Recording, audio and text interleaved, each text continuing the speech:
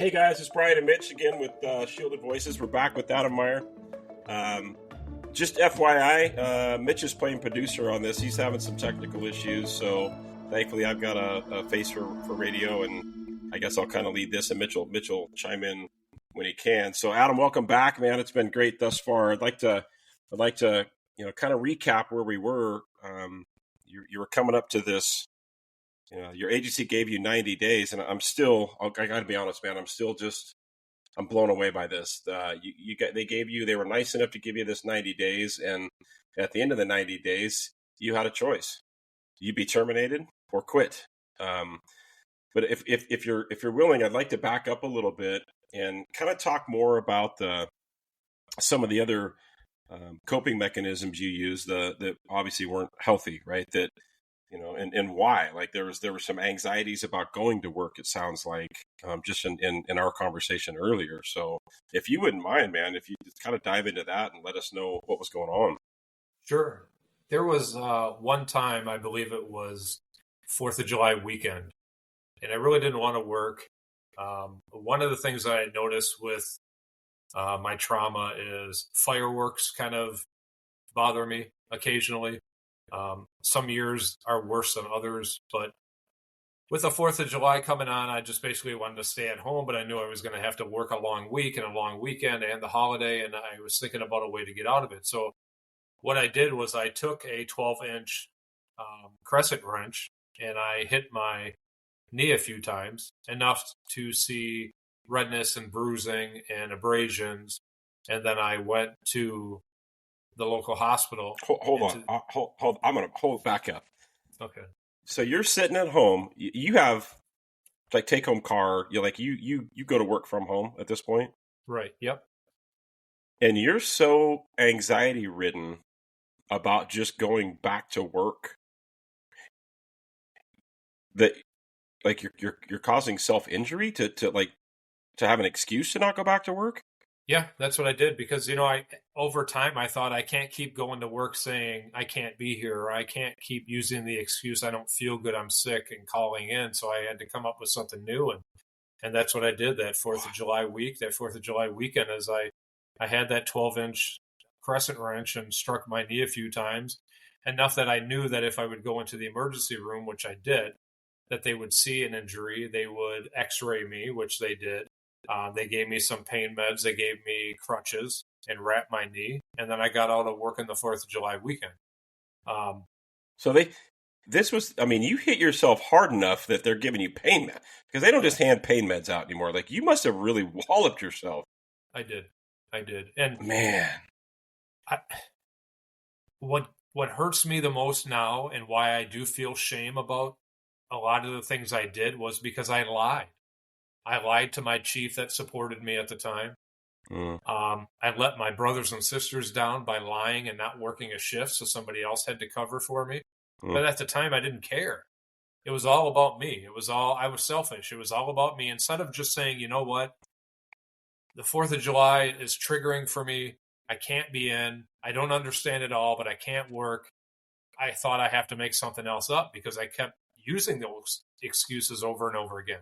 So that's what I did. And I lied to my chief at the time and said, I still remember, I told him that I walked out the back door of my house, slipped on the steps, and hit my knee on the manhole cover that's in the backyard for like the septic tank.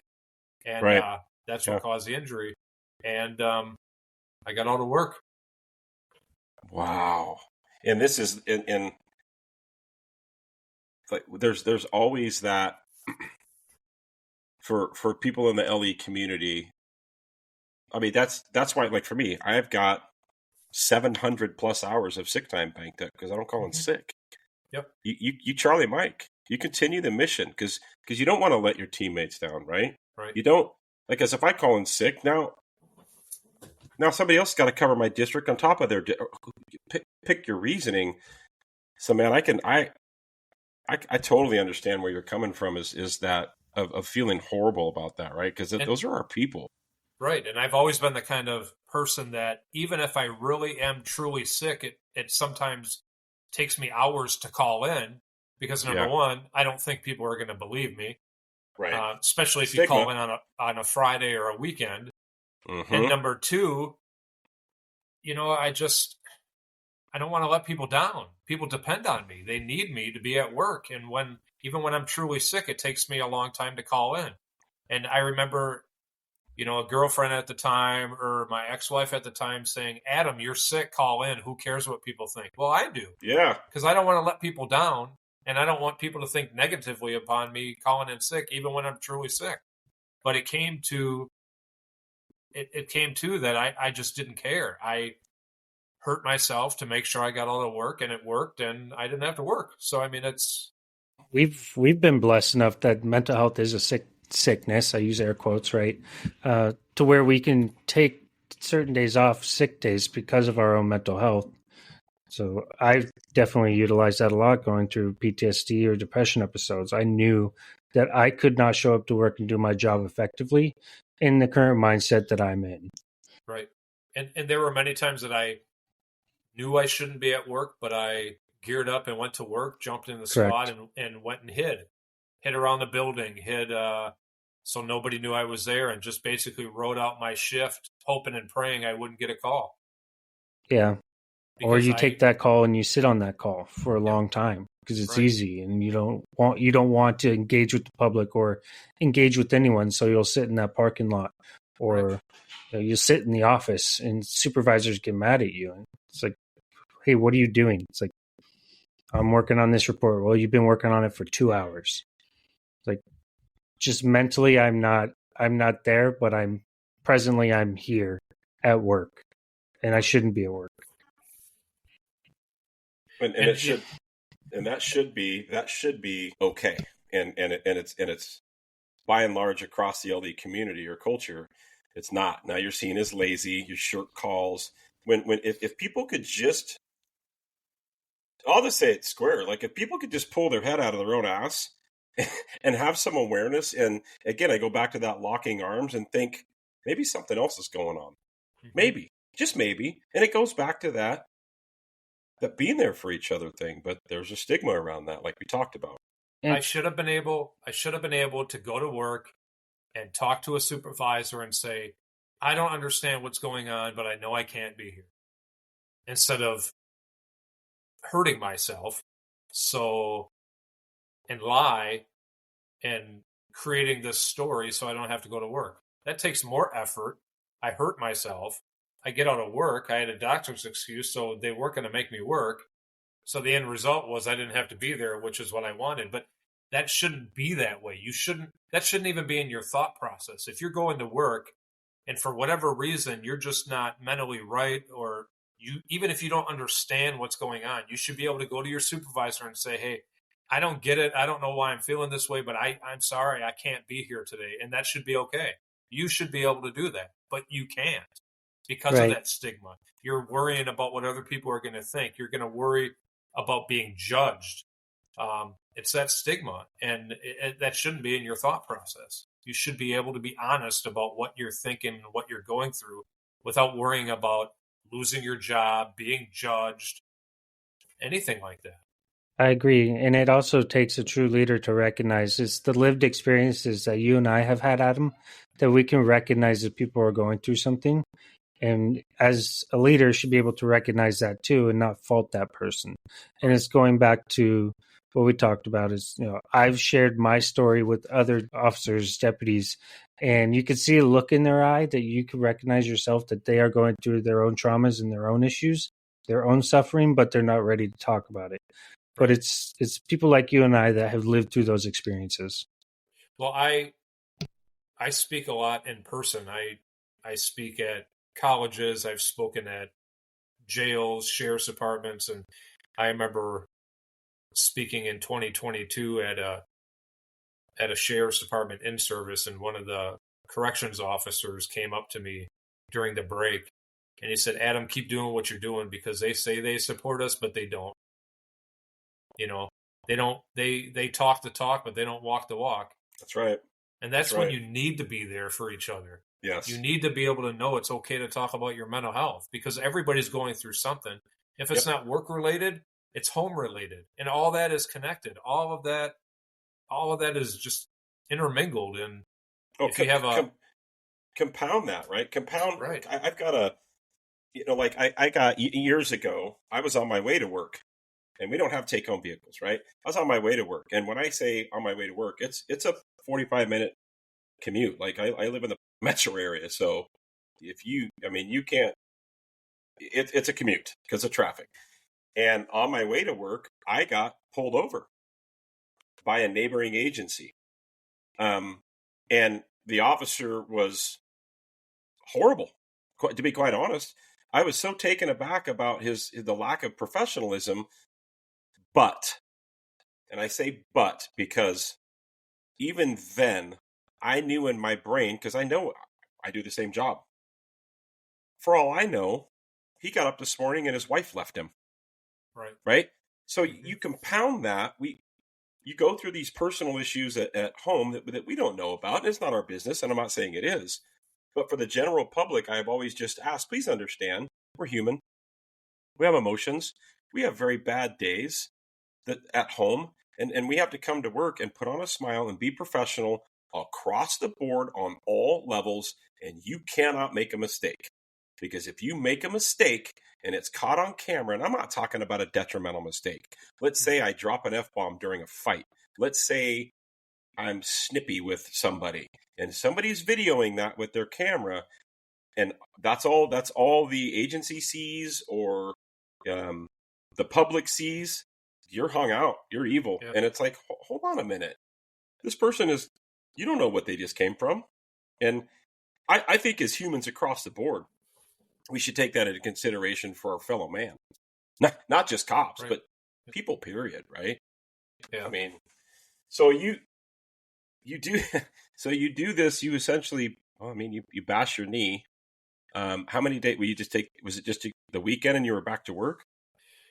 I want to say it was like a Wednesday, Thursday, and I got the rest of the week and the weekend off and then went back to work. Yeah. So, and were there other... Go ahead. Enough to not have to work that holiday, 4th of July holiday to weekend, deal. So, right. Yep. And were there other time? Was that kind of just a one-off for you, or were there other instances throughout this time period leading up to this 90 days off, right? This is all prior to that 90 days off, correct? Correct. There was one time that, I actually started thinking about it when I was taking a shower, before gearing up for work. I thought, I don't want to go to work today. What can I do? And taking a shower, put my uniform on, duty belt on, got all geared up, ready to go. And the way I drove to work, I passed a Burger King. So what I did was I went through the Burger King drive-thru and ordered a whole bunch of breakfast food, a couple orange juices, and I binged ate all that food. Then I continued on and stopped at a McDonald's and did the same thing. So my whole thought process was, I'm going to eat all this food. You got to have the drinks to make it come out, make yourself throw up and make it come out easier. So my plan was to binge eat Burger King and then McDonald's, then go to work, which I did. And, once I parked my car and walked into the police department, I was like, made sure everybody saw that I was kind of under the weather and not feeling well. And when I went into the bathroom, I even made sure the bathroom door was slightly open, and I made myself throw up and even missed the toilet a little bit. So it was on the floor, and then they immediately sent me home. So you had evidence, right? You're thinking that, wow. Yep. And for those that are listening, this is not an obese man sitting in front of me, people. This is not an obese man sitting in front of me. Wow. So I did that with the intentions of getting sent home, because if you throw up, you're sick, so you can't be at work. And I made sure that everybody knew I threw up, knew that I missed the toilet, the door was open. I set everything up. Everything was in play from the moment I was taking a shower that morning to the moment I hit Burger King and McDonald's and then went to the police department. And that was all just a big lie. It was all a scam to get out of work.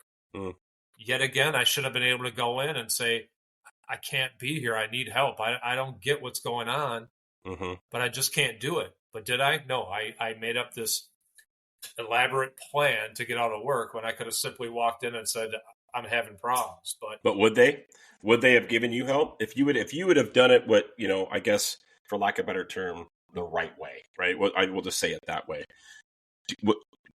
because it sounds like, again, the typical LE culture. Would you have gotten help, or were you fearing that stigma? I was fearing the stigma. I wasn't entirely sure. I mean, when I was terminated, it was a different chief, and I respected him and I admired him. But it wasn't the same chief that was with me during my shooting and after my shooting.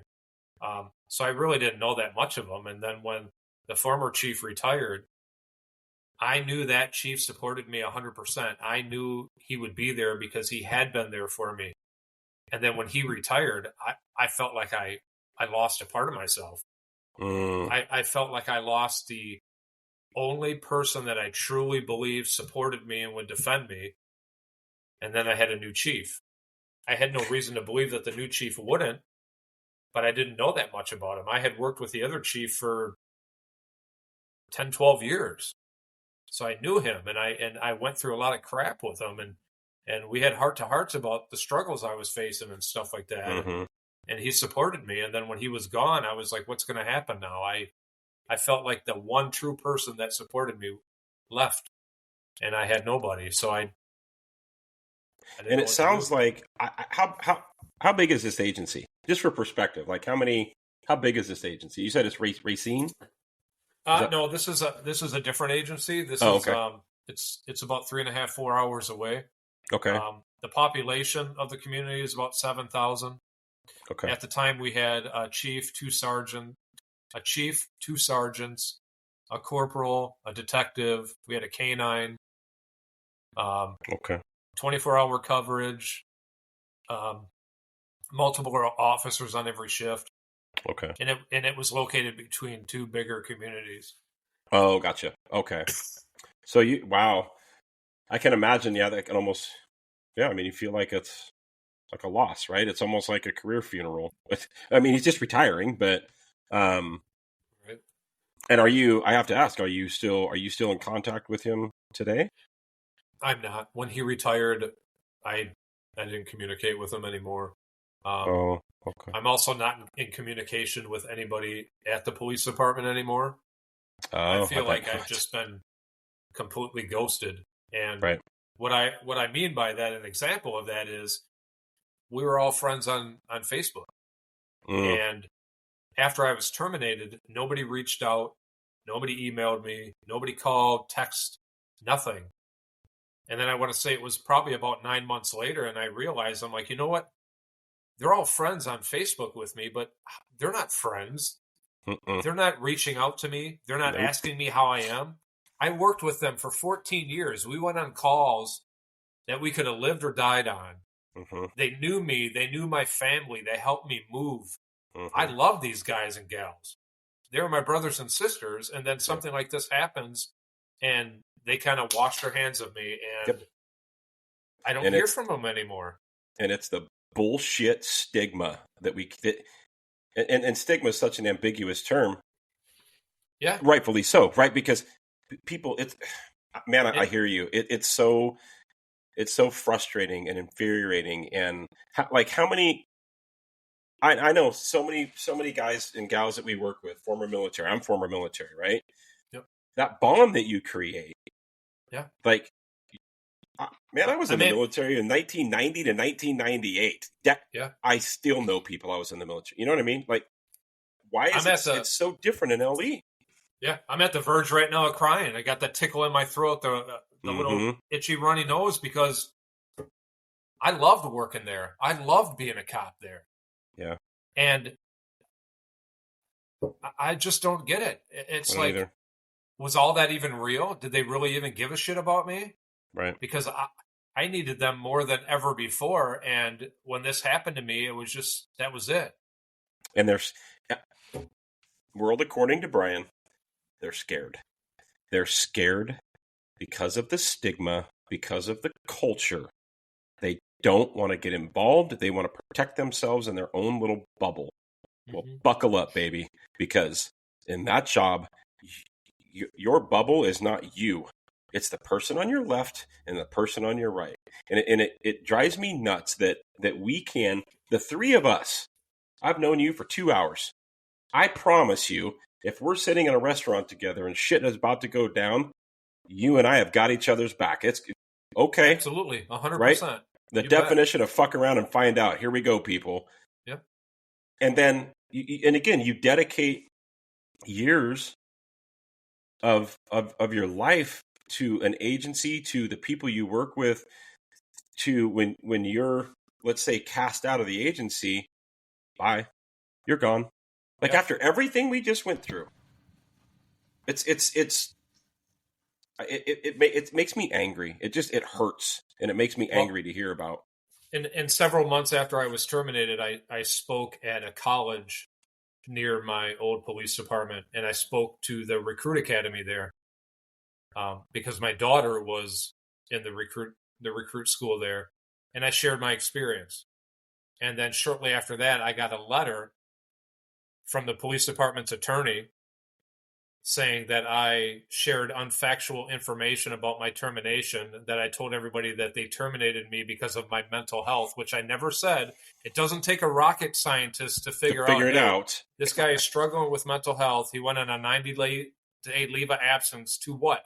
To better himself, to get his mental health in check, to go back to work, and then he was terminated. I never said they fired me for mental health, but anybody who listens to my experience and my story, it doesn't take a rocket scientist to figure it out. No, it's common sense. Even to this day, there's a handful of officers up north that have reached out to me, not at that police department, but from other agencies that didn't even know I left that agency. They thought I still worked there. And they're like, well, I reached out because I thought you were still a detective. And they said that you haven't worked there for 2 years. I'm like, so are they keeping it quiet? I mean, what's going on? Wow. It's been 2 years, but it still hurts. It really hurts because I feel like I've just been abandoned. And all for, and hearing this on the outside, this is so that agency can protect their own perception. Unless I'm wrong. I could be off base, but it sure sounds to me like it came down to the wire, and the only thing that matters is they protect the perception that they have of themselves or what the public has. And if that means hanging you out for it, that's exactly what they're going to do, and that's exactly what they did. And it's horse shit. I just, I don't know. I mean, I'm not one for lawsuits, but it sure sounds like a lawsuit to me. I mean, wow. That's, I don't know, man. I'm still just jaw dropped that the callousness of that. Well, see, I have the letter in front of me, and part of the letter said, specifically, Mr. Meyers made the allegation that he was terminated due to his mental health. As you are aware, this information is factually inaccurate and detrimental to the police department when presented to a group of potential recruits. It also says, the police department will take whatever actions are available to them if this type of behavior continues in the future, basically trying to shut me up and not talk about my experience. And I have documents supporting everything I'm sharing with you. It's just, it hurts. It really, really hurts because I feel abandoned and just discarded. And I was there for 14 years and I love working there. I bent over backwards. I did. And then I struggled and I feel like I was just kicked to the curb. Cast aside. You're a number. Right. And not only kicked the curb from the police department, but from my insurance company. For years, I pay insurance. So if I get into a situation like this, I have money to help me out. I didn't have money to help. If I'd have broke my arm or broke my leg, they would have cashed out, gave me a check, took care of stuff, everything. But because it's mental health, now it's all questionable. Right. People knew I wasn't bullshitting. It's the truth. Right. I suffered in silence for years because of that stigma, because I didn't want to lose my job. I wanted to keep fighting. I didn't know what to do. And then I feel like I was just completely abandoned. Yeah, I suffered and I spoke up.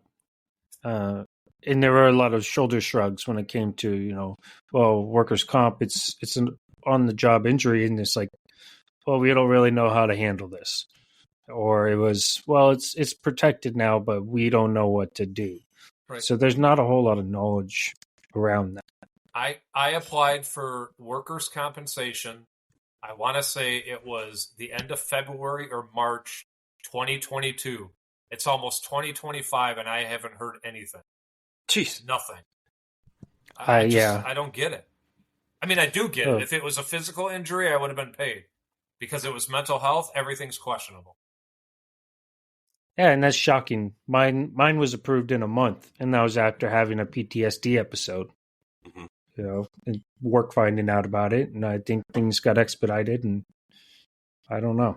You know, we have always, I can tell you, having, you know, been in law enforcement for 16 years on the West Coast, the thought process is there is such a vast difference in the law enforcement, some of the levels of law enforcement culture between the West Coast and the East Coast, and some of this, like some of the stuff you're saying, is just it rings true, because the stuff that you're saying would never happen here. Yeah. Like, it just wouldn't. Not in my experience. I'm not right. A professional, right? But not in my experience, and that's why it's so. It shocks the soul, to be it's quite very honest. Shocking. Yeah, to hear this. And even with the things I've gone through, I still have that shame, because I would love, and I'm sure there's probably police departments within the county I work for right now that know my story, that know what I went through and stuff like that. But I would love to reach out to them and say, hey, I went through this. If you want me to come and talk to your officers, let me know and I'll do it. Mm-hmm. But there's also a part of me that doesn't want to, because I'm worried about they're going to judge me. Right. They're going to be like, this guy shouldn't be a cop. What, he's a captain? Right. He shouldn't be. So I'm kind of, I would love to reach out to everybody in my county and say, hey, I want to share my experience with you. So if somebody on your department struggles, you can get help. Mm-hmm. I mean, my biggest thing is I tell everybody, it's okay to talk about your mental health. Mm-hmm. You are not alone. Please don't suffer in silence, because you're not the only one that goes through this stuff. You know, some people may have already, or they will, or they know somebody who has. Oh, it's going to happen. Right. Mitch and I have said, there is no cop alive. Now, they can sit there and maybe it doesn't affect them the same way it does other people. Sure. Right. But there is no cop alive that can do even a partial career and not be a different person than when they started. It's not. I don't think it's possible.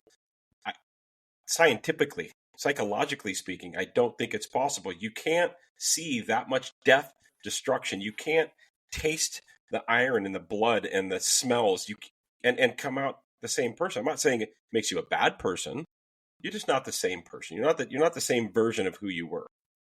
Well, it's interesting you say the iron in the blood, because I had dreams that I know are related to my shooting. Like the very first dream that I had was I was running into a retail store and my family and friends were in there and something bad was about to happen. And I was trying to get their attention, and I was inches away from them saying, you got to leave, you got to go, something bad's going to happen. And they didn't even know I was there. Another dream I had was I got dispatched to a call. I was in a squad car in uniform in a city I didn't recognize, but whatever route I took, whatever road I was in, I couldn't get to where I was supposed to go. I could see my destination in the distance, but I just couldn't get there. But the very first dream that I knew was directly related to my shooting happened 5 years and 7 months after my shooting. And what it was is I was inside a medical clinic I didn't recognize. And there was somebody on the outside, a man on the outside trying to get inside the building. And he was trying to enter through a door. And the best I could, I tried holding that door closed, but he forced his way in. And he had a very, very large knife. And he finally was able to get inside, and he presented that knife to me. And the only way that I could stop him from stabbing me was to wrap my hands around the blade. And I could feel the tearing, the ripping. I could smell the iron in the blood, the wetness. And we fell down to the ground. And I said, why are you doing this? And he goes, I'm going to kill you because you killed the person I killed. Got it. And then while we were struggling, there were two female officers that came in and sat down next to us. And I'm like, help me. Why aren't you helping me? And then one of the officers looked at me and said, why should we help you? And then I woke up. I woke up in a cold sweat, anxiety, But I knew right then, 5 years and 7 months later, I finally had a dream that I knew was directly related to my shooting. And that was 5 years and 7 months later. Yeah, the brain. I went to bed fine. I wasn't drinking that night. It just happened. Yeah. And, yeah, I mean, this stuff comes on when you least expect it. Yeah. Wow. So, wow. So let's talk about then. So you get this 90 days. Bring us back to. You said you're sitting. So I guess reiterate. So at the end of this 90 days, now this is a different chief that you're sitting in front of at this point, right? Because we'll say the leader, he's already retired, and good for him, right? Yep. Just hearing you talk about, I would love to meet this man, and I would shake his hand right now. So if you could walk us, what's that? Chief Smokowitz retired in towards the end of 2021. Please tell me he moved to Florida or something. No, he's still in Wisconsin. Oh, is he really? Yeah, okay, he's still in Wisconsin. Gotcha. But okay. Yeah, he retired near the end of 2021. Before I had a panic attack and before I, said I quit, I ain't going to do this anymore. And right. But the 90-day leave of absence, that was with a new chief, and I had a meeting with him. I went into his office along with the supervisor that gave me the order to stop talking about my personal mental health experience. And there were 2 letters on his desk, and one was a resignation letter and one was a termination letter. And he told me that they were not extending my 90-day leave of absence, that I could either resign or I'd be terminated. And I chose not to resign, so I was terminated. Yeah, I mean, after being there for 14 years, after receiving multiple awards, after never being disciplined or suspended, just like that, I was done. And then what do you do? What's the thought process? I can't even. Well, I can't. I'll be quite honest with you. I can't imagine. I've lived it, not to that extreme yet. But what's the thought process? So now you're. Like you mentioned, you're now somebody's essentially now you're being escorted because you're a terminated employee. So now you're being escorted because you're a detective at this point, right? Right. So now you're being escorted to clean your shit out and be like, bye-bye, Felicia. Yep. So the supervisor our sergeant walked me to my detective office where I started putting stuff in boxes. He even went and grabbed a couple more boxes for me. And, he was cordial. He was decent. Walked me out of the police department, helped carry some of my boxes out. And one of the last things he said to me was, maybe you can speak more now that you don't work here. And then I thought, is that what this is all about? And then I left. But him saying that speaks volumes. Right. Of the administration and the agency, right? Right. So then I went home and I was devastated. I didn't know what to do. I reached out to my sister who lived, 3.5 hours away, and decided to move away. And, I didn't have much money or anything. And my sister, she's a blessing from God, because she said, all you have to do is get down here and we'll figure it all out. And I moved in with my sister in the basement, started looking for jobs. I had multiple jobs because all I knew was being a cop. I was a cop for 20 years. That's all I knew. That's what my training was. That's what my schooling was. Right. So at the time, I wasn't seeing a counselor anymore. I wasn't on medicine anymore. And my sister noticed changes in me and knew that I needed to get back into therapy and I needed to get back on medicine and kind of behind my back, which I'm okay with. I don't falter. She was kind of doing research and trying to find therapists in the area to help me. I knew I needed to do it, but I wasn't going to do it. God bless that woman. God bless that woman. So now every Monday at 5:00, I see a therapist. Every morning I wake up, take a leak, pop a pill. I take Lexapro, 20 milligrams. Yeah. It works for me. It's great. I also take propranolol, which is a blood pressure medicine. I take it as needed. I haven't taken that in probably 2 years. Oh, wow. Okay. But yeah, I'm a police captain, and I take medication, and I see a therapist, and so what? It's okay. Yeah, It okay. helps me. So how did you get to I like? Because I can tell you here, you get terminated from an agency, you ain't gonna be a cop anywhere. Right.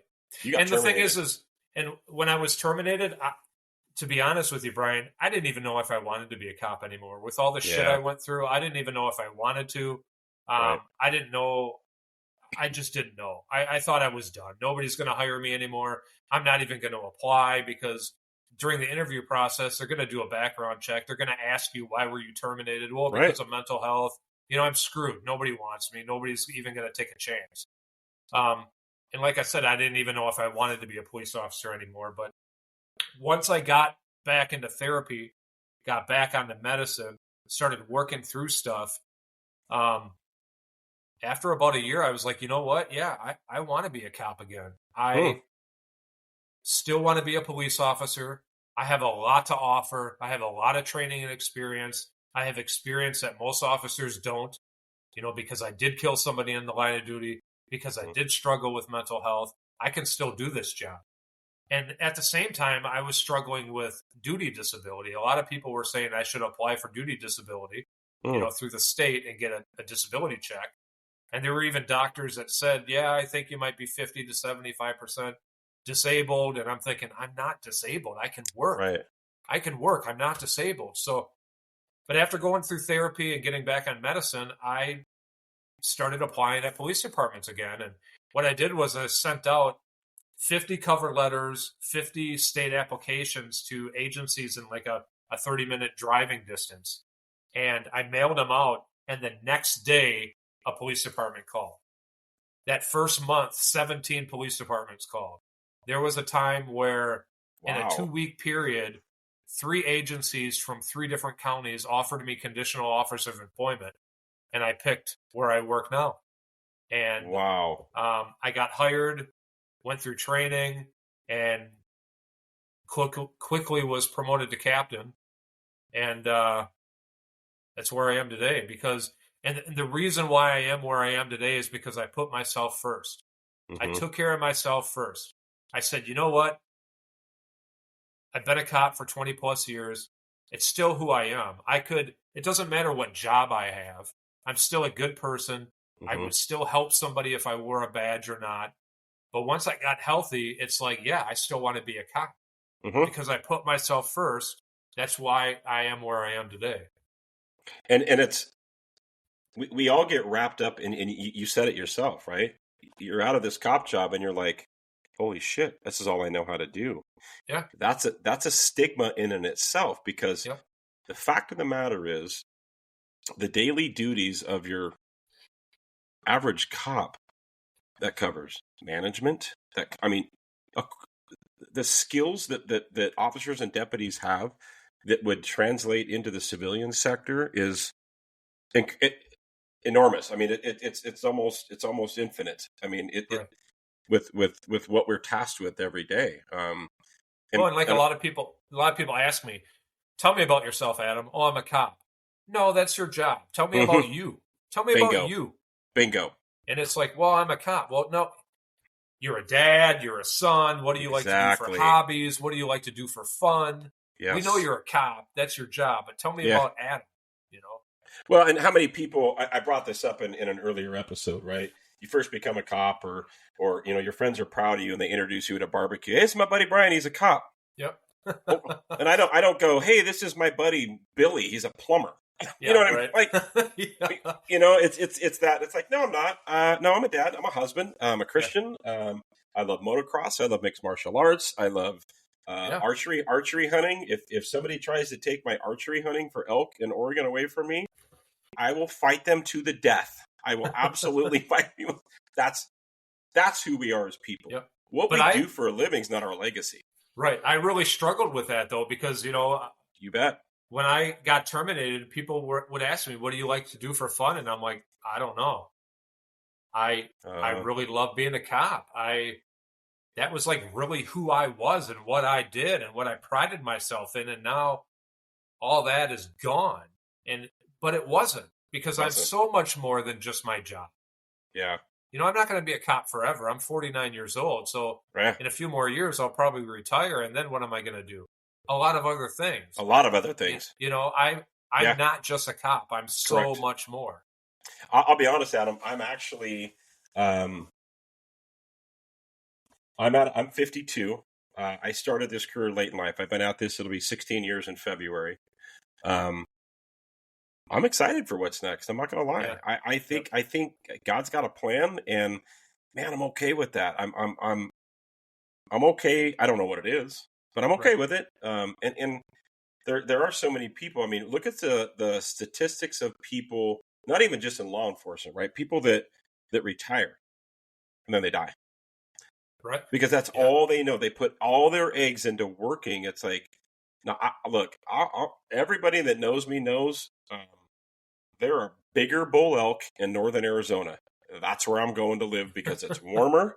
I'm not dealing with this rain bullshit that we have in Oregon for 9 months a year. And I can kill some giant bull elk.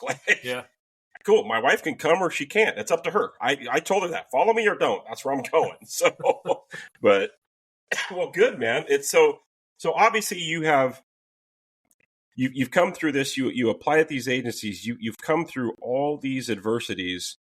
And what would you attribute you're getting healthier to? What, like, was there a defining moment like where you're like, I'm done with this shit. It's time to get healthy? I don't think there was one defining moment. I think that moment in the squad car when I said, forget it, I'm done, I quit. I think that was, for whatever reason, I realized right then that things weren't working for me anymore.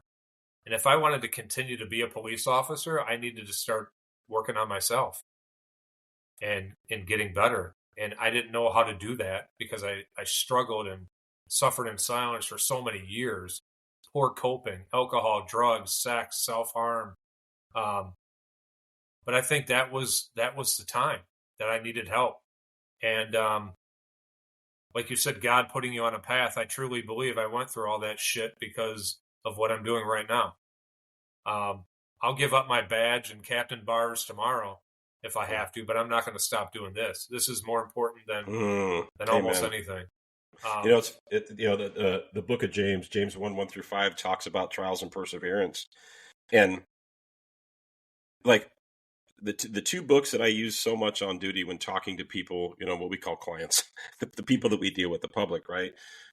James 1:1-5, and then Romans 5, where James 1 talks about without trials we have no perseverance. Without perseverance, we don't have character. Without character, we don't have any hope. And you translate that into the book of Romans, our hope is all we have. Right. And it's because of the trials we go through.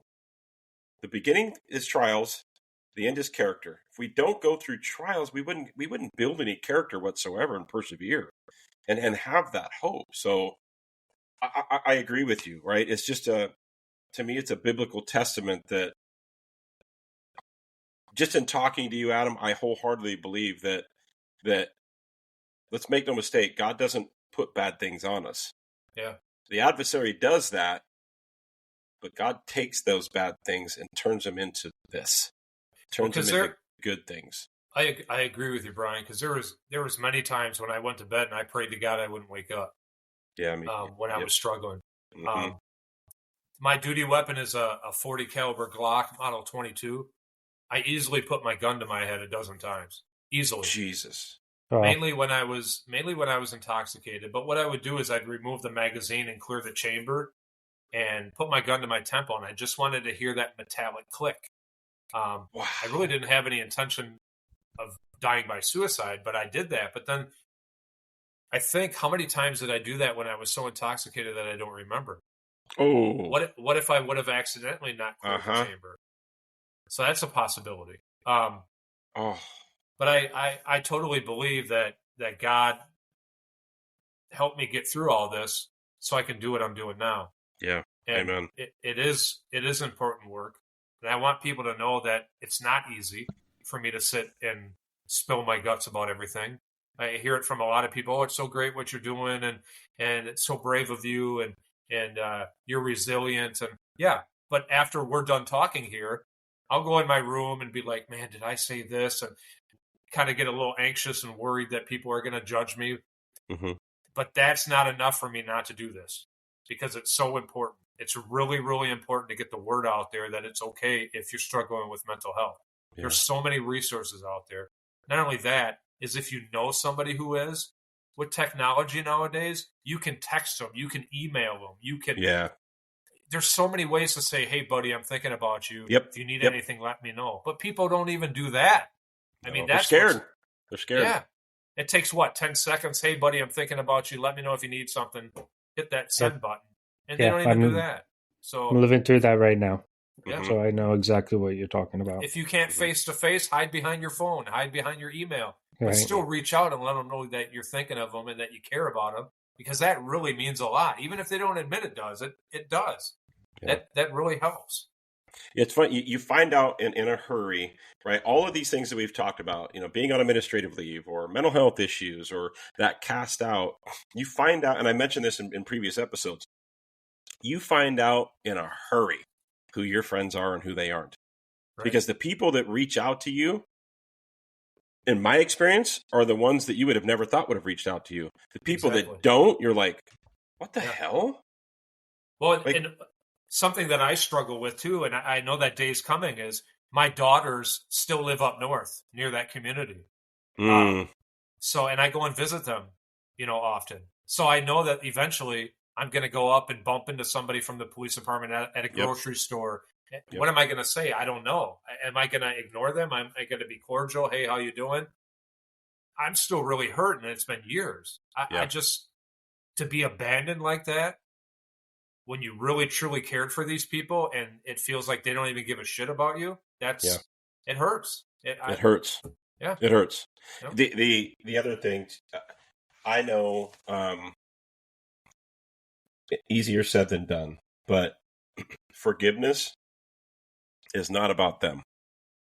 It's about us, right? It's Right. about being able to forgive. What I try to do, the people that have, we'll say, wronged me or whatever, even in this profession, what I try to think of is like, well, here I'm dealing with my own traumas or my own experiences, and I don't know their traumas.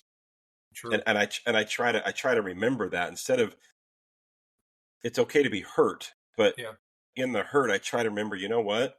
They're hurt too. I bet you they're hurt too. I just don't know how. Right. I just give it to God. Like it's because I can tell you, I'm not the man that I was 6 months ago, 7 months ago. I'm not that same guy. I'm not.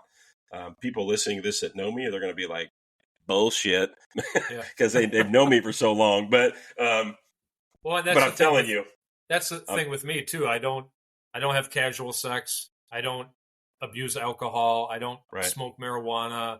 I learned from that, and I learned that it didn't work for me. And in order for me to have to continue a successful career in law enforcement, you gotta stay away from that stuff, because it doesn't do you any good.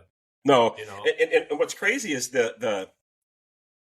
like I am a proponent. I'm with you. When I went in the military, they're like, sure, you've never smoked a cigarette. Never have. Yeah. When I got hired in law enforcement, they're like, you check the box no for marijuana. I'm like, yeah. Never? I'm like, no, never. They're like, okay, you live in Oregon, please. Yeah. Like the marijuana capital of the world. Like, no.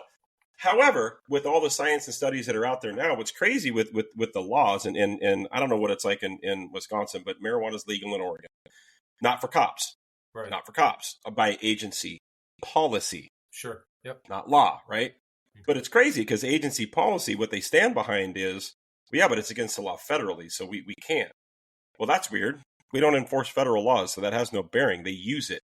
So what you're saying is, it's not okay for a deputy or officer to take a gummy on a Friday night to decompress. And I'm not saying party. We ain't out doing Molly. I'm talking about taking whatever strain of THC. You're not okay with them doing that. However, it's perfectly fine by you policy-wise, if they just bury themselves in a vodka or whiskey bottle Right. all weekend long and then come Yep. back to work on Monday like, I'm good. Right. You know what I mean? Like Mhm. there are medicinal values to marijuana. Everybody knows that. Mhm. Whether you choose to believe it or want to, take part, that's fine. Right. I don't take. I'll be honest. I'm deathly afraid to try it. It would scare Right. shit out of me. Like, and I'm not a big drinker. I've been, Yeah. but it's interesting to me too that there's not enough they're not willing to educate themselves on that aspect of the marijuana thing. Now, I'm not saying you should be high or impaired, whatever, while you're working on any job, right? Mhm. So Yeah, how 'cause- did you? Go ahead. No, Oh, I was just gonna talk about my positive yeah, coping skills now. I walk a lot. I like to hike, kayak. I Nice. eat healthy. I've lost 35 pounds, and Good for you. my clothes fit better. I'm more comfortable. Right. So Yeah, that's kind of a confidence boost right there too. And yeah, I've learned from my past. I've learned that those poor coping skills don't work for me, and I'm Mhm. not going back there. Yeah.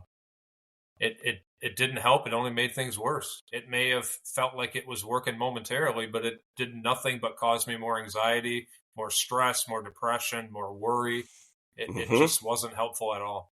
Because it's wrong, right? Right. Wrong. It's Right. wrong, so it weighs on you more. And I'm a people that know me. I'm a huge proponent of fitness. I'm a fitness guy.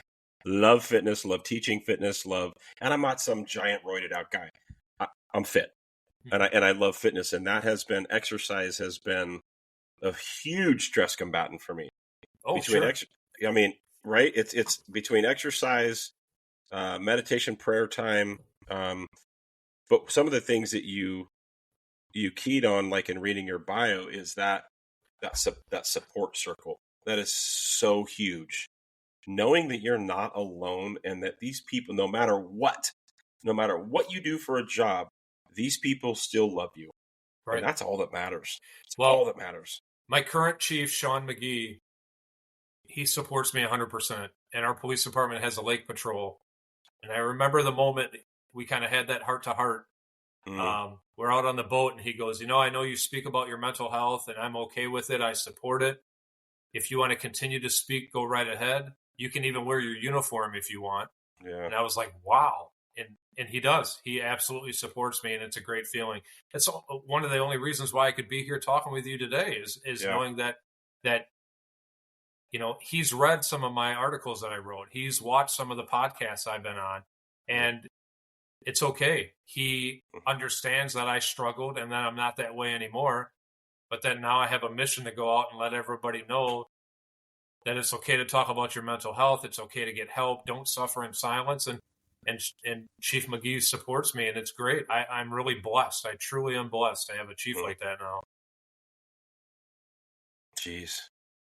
Yeah, we're blessed that you're able to come on here today. Yeah. Oh yeah, man. Yeah, like, and I have to say, like, this is man, this is just God's work. Like, Mitch had hounded me for weeks. He's like, let's do a podcast, and I'll be honest. My response was, quote, "Fuck you," unquote. I'm not doing a podcast, bro. And I'm like, I'm not doing this. And he tormented me. And I'm like, fine, let's see what happens. Right. And then we get this email from this dude in Wisconsin. Like, what the hell? Like, we literally just recorded this 24 hours ago and put it out. And this dude in Wisconsin's, what? Like, yeah. We've got, there's a sergeant from NYPD. Oh, cool. Retired. A dispatcher from El Dorado County. Cool. Officers in Utah. And we're like, what is happening? Like, crazy. So that's good stuff. I'd really like to get into depth and give some plugs. Like, what brought you to this organization that you're the founder of, and tell us about Stop the Threat, Stop the Stigma. This is the best part. Right. Well, I'm the founder of Stop the Threat, Stop the Stigma. And like I said before, I started speaking about my mental health challenges personally and professionally back in 2019 at a college in Wisconsin. And actually in December 2020, then I created a Facebook page, and my my some of my colleagues at the former police department I worked for said, "Hey, why don't you make it an LLC? Why don't you get a website going? Why don't you do all this extra stuff?" And I'm like, "Yeah, sure." So I did create an LLC, Stop the Threat, Stop the Stigma. I don't get paid to do podcasts. I don't get paid to write articles. I haven't gotten paid to, speak at colleges. And although I'd like to reiterate, we ain't paying you shit. I'm just saying. Nope. I'm kidding. And, I'm kidding. Right. So I created Stop the Threat, Stop the Stigma in hopes that it'll bring awareness to mental health and law enforcement, those who work in the public safety profession, and in hopes that by me sharing my experience, it might inspire others to do the same, or others to reach out, or others to help people who might be struggling. So if you actually look at my logo, the top part is a police officer with a gun to his head, and underneath is the same thing. And that's kind of similar to what I experienced when I put my gun to my head about 12 times. And the stigma is real. It's getting better. I don't think it'll ever go away, but it's getting better. And what I do is I have stopthethreat.stopthestigma.org. If you visit there, you can see some of the things that I've done. You can also see some stats, law enforcement deaths, suicides, and some other resources that you can use to reach out to if you're struggling with mental health, or somebody who may be struggling. In the name Stop the Threat, Stop the Stigma, I think Stop the Stigma is kind of self-explanatory, but Stop the Threat, stopping the threat is the threat of you not taking care of your mental health. In my shooting, I stopped the threat, the person that was coming after me with a hatchet, but, later on, I needed to work on stopping the threat of my mental health taking over, ruining my career, ruining ruining Adam. I'm obviously a different person right now than I ever have been because of my experience, but I don't see that as a bad thing. I mean, I went through a lot of crap and it sucked. It sucked really bad, and that's putting it lightly, but I do believe God put me on this path. Sometimes I get pissed off at him because it's like, I didn't want to do this. But now that when I do it, it's helping other people, and that's what it's all about. There was one time I spoke at a conference, and while I was driving back home, I received a message from a female correction officer, and she said, "Thank you very much for coming down and speaking at the conference. My boyfriend was struggling with a lot of stuff, and you really highlighted a lot of stuff I didn't understand, so I really appreciate it." And that's what it's all about. I mean, if I can share my experience and help at least one person, then mission accomplished. And that's what I want to do. So awesome. It's not an easy thing to do, but it's worth it. Well, mission accomplished here. Thank you. Yeah. Thanks. Yeah, man. Like I'm so excited just to hear the feedback just from these 2 episodes. And I really hope that because we're on the West Coast and you're in, as we say, Wisconsin. Yeah. I really hope that people here will go to your website and reach out that way too, because resources are resources. Like tap in, and such an awesome common goal between us is shielded voices breaking the silence, stop the stigma, it's the common goal. And I'll be honest, I don't know. Are there hundreds of other podcasters doing this? I would assume so. And I'm hoping that we can just reach that 1 or 2, like you said. If we can reach one, just one. And what I want people to know is, if you're struggling with mental health, if you can find that one person that you trust, that one person you can vent to, do that. You don't have to get on a podcast like I'm doing right now and telling it, air your dirty laundry and tell everybody all the things you've done in the past. If you can just find that one person that you can confide in, that you can trust, go to that person. Yeah. Yep. Because that's going to be so helpful. And if you know somebody's struggling, please reach out to them in a text message, an email, a phone call, face-to-face, because it really does mean a lot to that person, even if they deny it. It really means a lot. Matters the most. It truly does. Yeah, it does. Hearing from your people It absolutely does. You know, there's a verse in Isaiah that I want to read. It says, "So do not fear, for I am with you. Do not be dismayed, for I am your God. I will strengthen you and help you. I will uphold you with my righteous right hand." And look, there's people out there that are listening that don't believe in God, and that's fine. I'm not trying to preach God to you. Sure. That says it all for me. God's got this. And if you can reach out to somebody else, let them have that for you. Let them be your army. Let them be your support. Please, I beg you. Right. I agree with you, Brian. And it's, even the naysayers, and I get emails and I get messages from people saying, you shouldn't be a cop. That's what you signed up for, stuff like that. I don't necessarily like those messages, but you know what? We're still talking about mental health. That's right. So if you want to send me negative emails and message, that's fine. I'll still read it. And we're still talking about mental health. So I may not like what you have to say or agree with it, but we're still talking about mental health. So we've had the, I won't say haters, but right. For lack of a better term, we'll say haters. I don't think they're haters, just some grumblings. Yeah. But it was brought to my attention by somebody like, bro, you got haters already? That's a success. Yeah. Like, right. You already have haters? I'm like, well, that's a great way of looking at it. Like, okay, I'm good with that. Like, right. I'm okay with not being liked. It's okay. I'm good with it. Good with it. So, well, let's do this, man. I think, Mitch, I want to make sure that everybody has access to links for Stop the Threat, Stop the Stigma. You're able to put that in maybe the body of this so people can, that'll be in the description.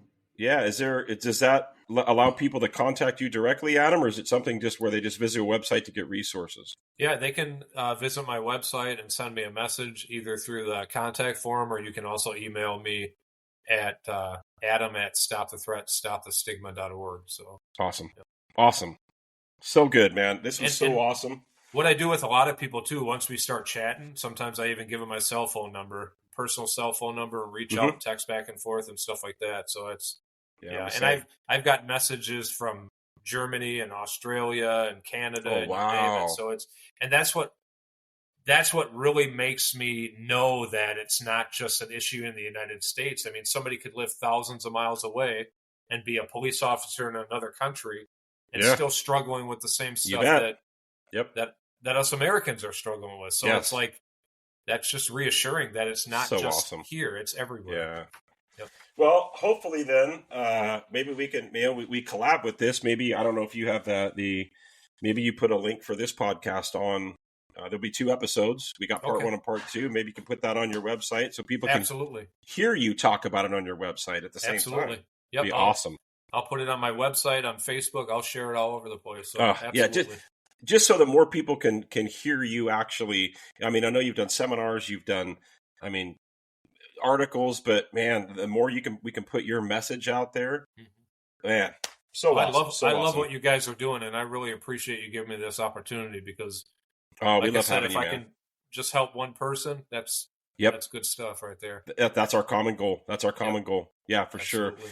All right. Absolutely. Well, with that, we're gonna wrap this up, and thanks, guys, for listening to a pretty awesome wrapped up episode of Shield of Voices. Like I'm literally I got goosebumps, man. This is I can't wait to get this pushed out. It's going to be over the next probably week or 2, and then, man, Adam, if you could spread the word too to get people listening, we got a lot more exciting stuff coming up. And if you could do the like, subscribe, and share and follow and all the neat stuff. There's Mitch even put a Patreon up, and it's not about money, but as far as making a profit, but there's some costs involved with platforms and equipment and stuff like that. So man, with that, Adam, it was so awesome to meet you. Look, you got my phone number, bro. I want to keep in touch for real. Okay. I absolutely want to keep in touch. Yeah. And if you could email me your addresses, I'll send you a patch and a decal for Stop the Stigma. Oh, awesome. Yes, that would be awesome. Love it. Cool. A heartfelt thank you to you. Love it. Yes. Yeah, all right, man. We will catch up. We'll see you guys on the next one. Okay. Bye, guys.